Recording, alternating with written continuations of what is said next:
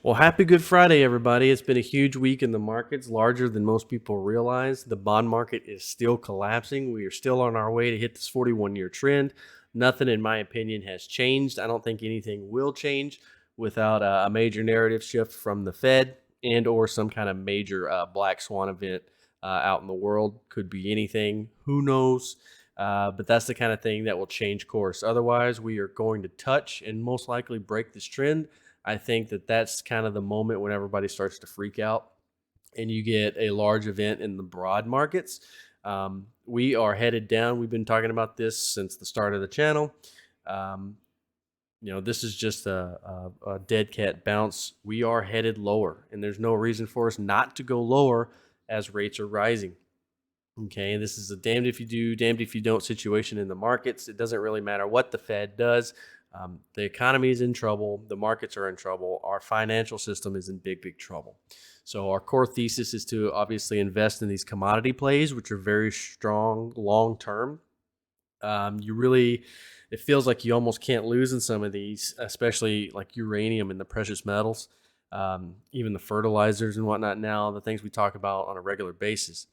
That being said, though, if we have some short-term, kind of a cataclysmic moment in the markets due to the bond market collapsing, then we could see a brief temporary sell-off in all things, right? You just see everything red across the board. And that could very well be our last buying opportunity in some of these commodity stocks. So where are we at? What happened this week, and what do we look forward to going, from here? So starting with uranium, we are kind of starting to roll over a bit on the Sprott price, all right, on the uranium trust. I think it is inevitable that we either trade sideways. We've been talking about this 50 since way back here, right? I made that video telling people not to freak out, right? Not to sell on these candles. I told you it was a buy. And ever since then, we've been talking about rolling over and touching this 50 again. I think that's likely to happen. It doesn't necessarily have to happen. You could get close to it. But as we go further out in time, the more and more of these need to probably catch each other before the next move up. Now, with that being said, the uranium sector as a whole looks really, really good still. Okay. I don't think the Wyckoff is happening anymore. All right. I think that's been invalidated. However, I still think that the bond market is the biggest thing to watch right now. I do think that once that kind of reaches that critical moment, there will be a massive sell-off. Now, how far down will our commodity sell off? Well, it's hard to say. I mean, nobody really knows. It could be 10%, it could be 20%. But the most important thing is I think it'll be more of a flash sell-off, okay? Because these things are so fundamentally bullish that the sell-off will only be because of fear, right? It'll only be because of liquidations. It won't be because anything fundamentally has changed about the market. So you can think about it as simply an inevitable opportunity to buy at a discount. All right, so we might only come down to that 50, but we'll probably do so somewhat violently. And I'm just looking to strike. All right, told you guys when I'd sell things, I sold half of my Sprott, okay, at 1560. All right, and I'm waiting to see a rollover, okay. And I'm thinking what I'm going to do is I'm going to reallocate some of my Sprott money into some of the miners. And the reason is we started talking about these ratios. Well, look, we're starting to break down, okay? We are breaking the trend. And what happens when you break a trend? Well, you start a new trend. And the new trend, at least right now, looks to be that the miners are going to outplay the spot price, okay? Which up to this point has not been the case, okay? Since November has not been the case. The Sprott Physical Trust has outperformed the miners quite substantially. And there's a clear trend line that we can follow on pretty much any equity until now. We're starting to break, okay? So this is a big deal. We need to pay attention to these ratios going forward because this could be a major signal, right? And so in anticipation of this graduating and starting a new trend, I have sold half of my Sprott, and I'm going to start rotating into some of these other miners, okay?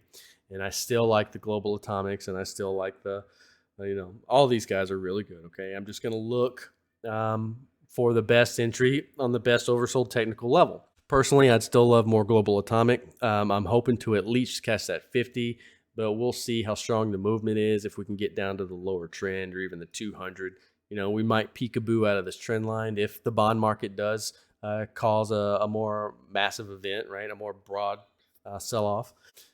Fundamentally, these things still have a long way to go. So the more it sells off, the more you need to be buying, not selling, right? Don't join the crowd if there's some kind of big, long, fishing line sell-off, okay? You need to hold, and you need to be using any and all cash you have to add to your positions, all right? Just understand that.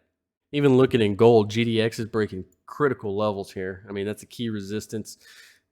Moving up. Now, the volume and the RSI leave a bit to be desired, right? I mean, look at from point to point. GDX is rising. Let me just make it graphic for you. Okay. See this? You see how we have ascending highs and descending lows, but on the RSI we have descending highs and descending lows. Now this is on the daily chart.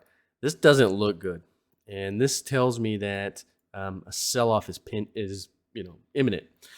And a couple of days of trading could break this and change the RSI and kind of fix it and put it on track, just so you know.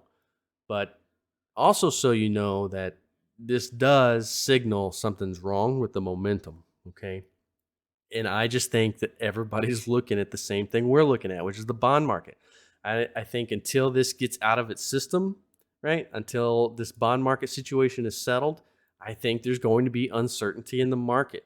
And until that uncertainty is flushed out, I think you're going to see these mixed signals like this, because even though the price is going in the right direction, okay, it's doing so without the volume and without the RSI and the technicals and all these things in the same direction.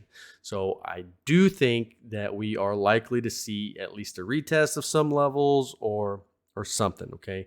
But there's going to be an excuse soon to sell, all right? And if and when that happens, I just want you guys to understand not to sell.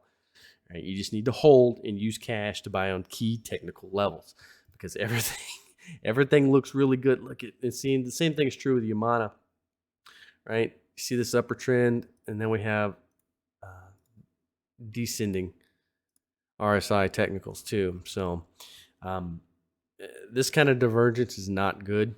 I think we're going to get some kind of a rollover, even if it's short-lived for a few days. I think it's coming, and so just hang tight for that. So we did get a break on silver. This is a short-term breakout to the upside. This would be the first target. Of course, this is the major trend that needs to be broken. But really, this is just a smaller version of the larger flag that it's in, right? You see how it's the same thing? This is a bullish flag, just like this is a bullish flag. You see that? So short term, this is the move we're looking for. Long term, this is the trend we got to break to go higher. So silver is looking good on the short term, but still no major technical levels broken. I think what's more important is that the miners themselves are all moving in the right direction, and they're approaching or breaking critical levels also. I mean, look at Endeavor. It broke this flag. We talked about this a couple weeks ago too, right? Or a couple days ago.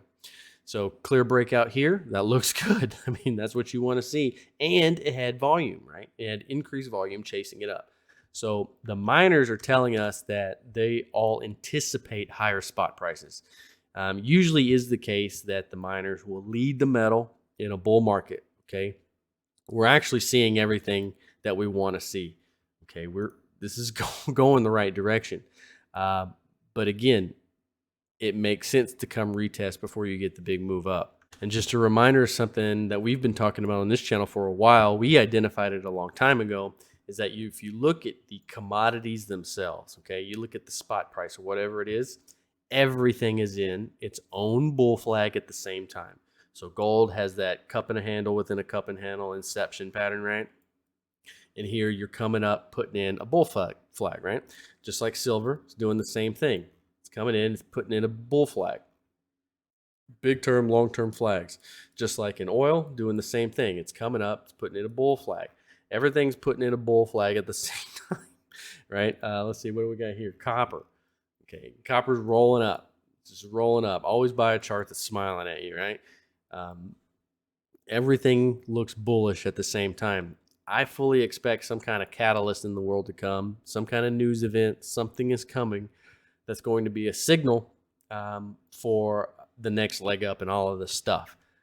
I think what it's going to do is you first get the bond market chaos that causes the sell-off, and then you get the relief narrative that causes all these things to take the next leg up. I just think that that's what's coming.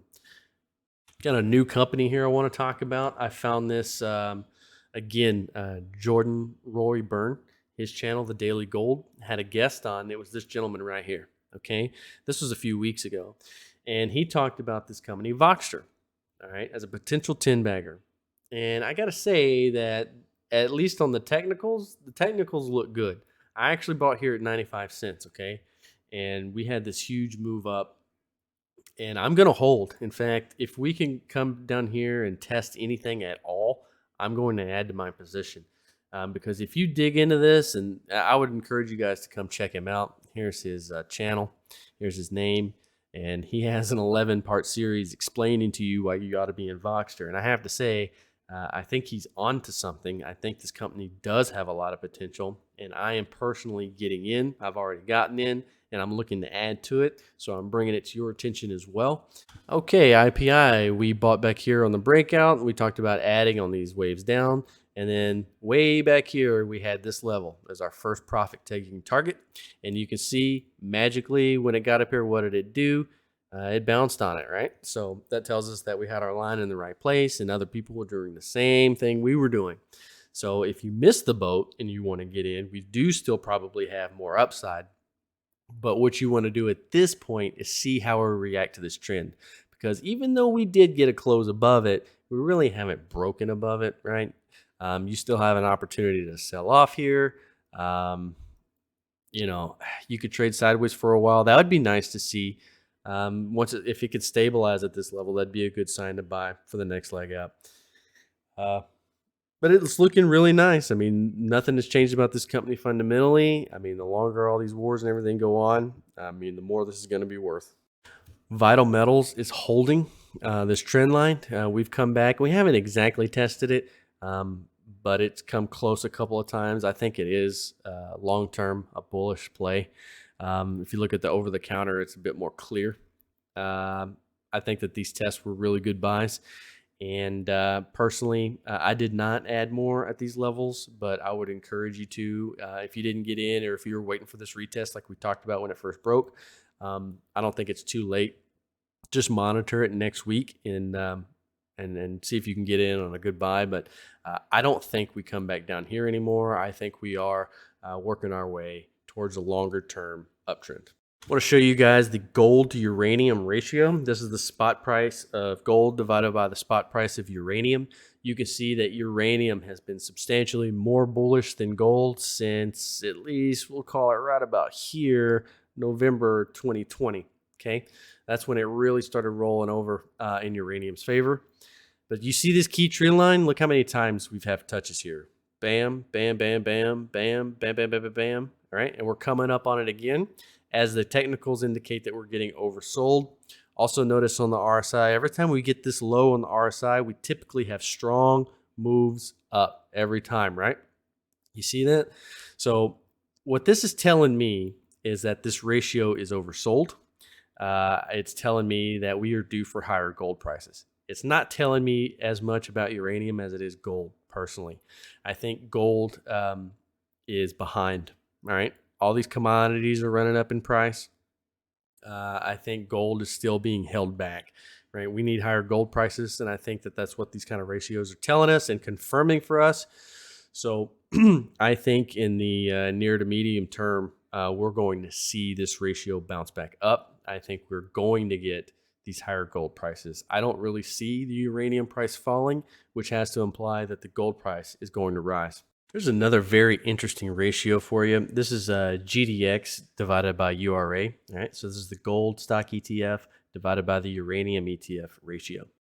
And over time, this is an ascending channel. That's pretty clear. We have many good touches, especially on the bottom. We have 1, 2, and then we came here with a clear break below. It tried to touch, right? And it came back up. It peekabooed below, and it's come back up to touch the 50, and ever since then it's bounced off of this several times.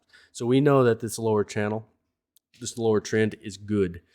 And what this is suggesting is that over time, since at least 2011, GDX has outperformed URA. Okay, but we're seeing that this trend could be changing. It could be changing in favor of uranium, and certainly it broke down.